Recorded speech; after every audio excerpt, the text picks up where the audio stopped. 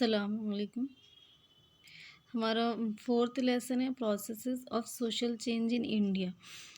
भारत में समाजी तब्दीली के अमल ने कौन कौन से प्रोसेस हुए जिससे समाजी तब्दीली आई भारत में। तब्दीली ज़िंदगी का हिस्सा है और समाज मुतहरिक है या सोसाइटी डायनामिक है, ये हमेशा ही चेंज होती रहती है। सोशल चेंजेस एक कंटिन्यूअस प्रोसेस है और ये हमेशा ही देखने के लिए मिलता है। तो इंडिया में कौन कौन से चेंजेस आए और क्या प्रोसेस रहा वो हम इस चैप्टर में देखेंगे। इंट्रोडक्शन तारुफ देखते हैं।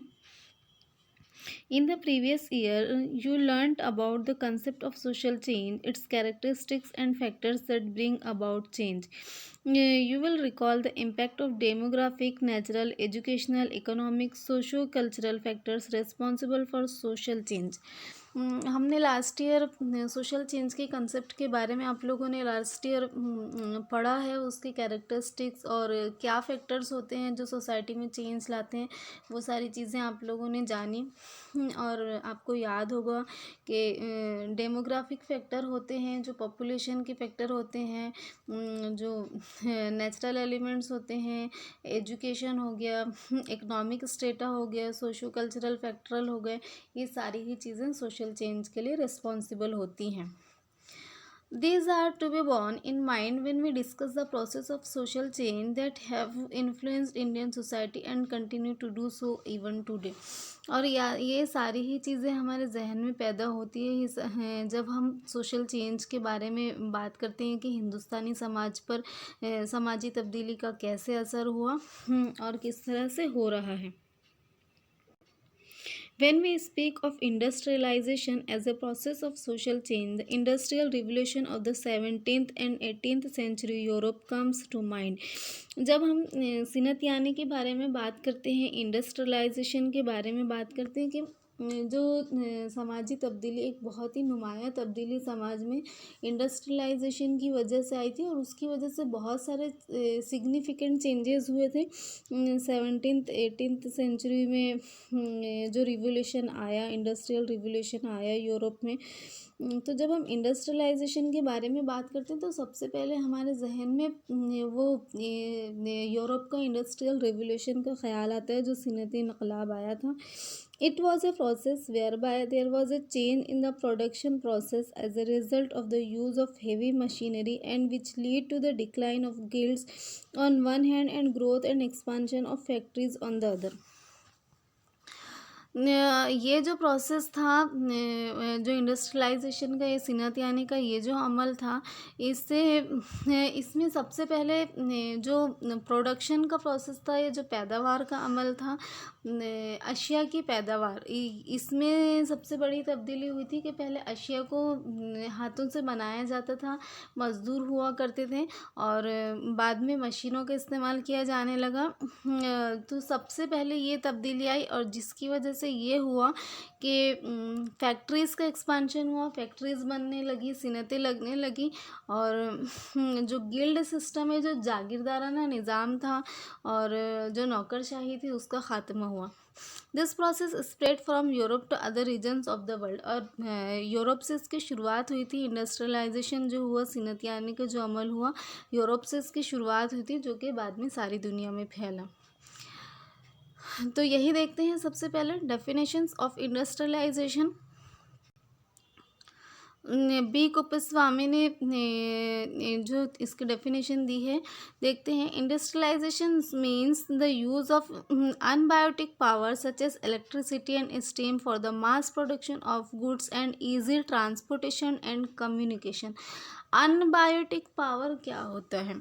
अनबायोटिक पावर यानी गैर इंसानी क़ुव्वतें, यानी मशीनी क़ुव्वतें। जो पहले क्या हुआ करता था कि इंसानी क़ुव्वतें लगा करती थी प्रोडक्शन के लिए, पैदावार के लिए, कोई सामान बनाने के लिए, अशिया बनाने के लिए, हर जगह ही इंसान अपने हाथों से सारे काम किया करते थे और इंसानी क़ुव्वत ही उसके पीछे कार फर्मा हुआ करती थी।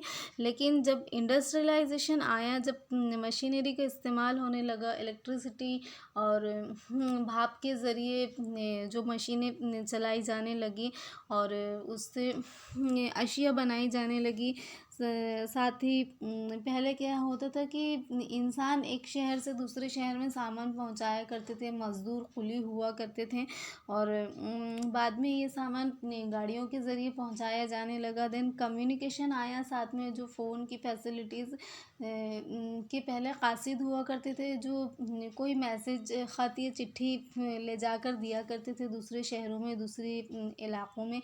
लेकिन बाद में पहले शुरुआत तो टेलीग्राम, फैक्स, फिर phone, landline phone, then mobile phone, और अभी तो इंटरनेट का ही ज़माना है। कम्युनिकेशन के बहुत सारे मीन्स हो गए हैं। तो ये सारी चीज़ें इंडस्ट्रियलाइजेशन की देन है। उसके बाद में फेयरचाइल्ड ने क्या डेफिनेशन दी है? Industrialization is the process of technological development by the use of applied science characterized by the expansion of large scale production with the use of power machinery for a wide market for both. देखो, industrialization का जो process है, जो main उसका meaning है industrialisation का, ये है कि use of machinery, power of machinery, और एक्सपांशन ऑफ प्रोडक्शन, पैदावार में जो इजाफा हुआ मशीनरी के ज़रिए,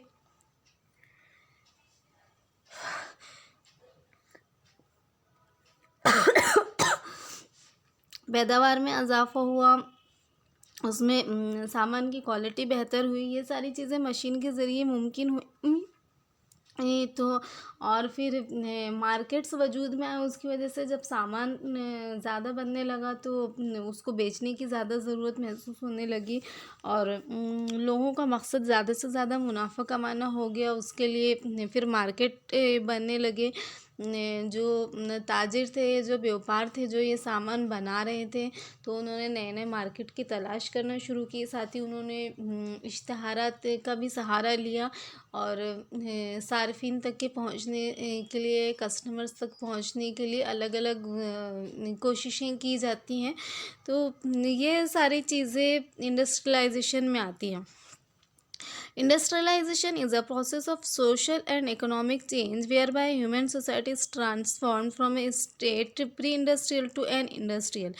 तो इंडस्ट्रियलाइजेशन एक वो प्रोसेस है सोशल और इकोनॉमिक चेंज का, समाजी और माशी तब्दीली का वो चेंज है जहाँ पे इंसानी ज़िंदगी है, इंसानी समाज सीनती दौर के पहले से पहले वाली हालत से सीनत यानी कि बाद वाली हालत में तब्दील हो गई है, जो कि बहुत ही सिग्निफिकेंट चेंज है।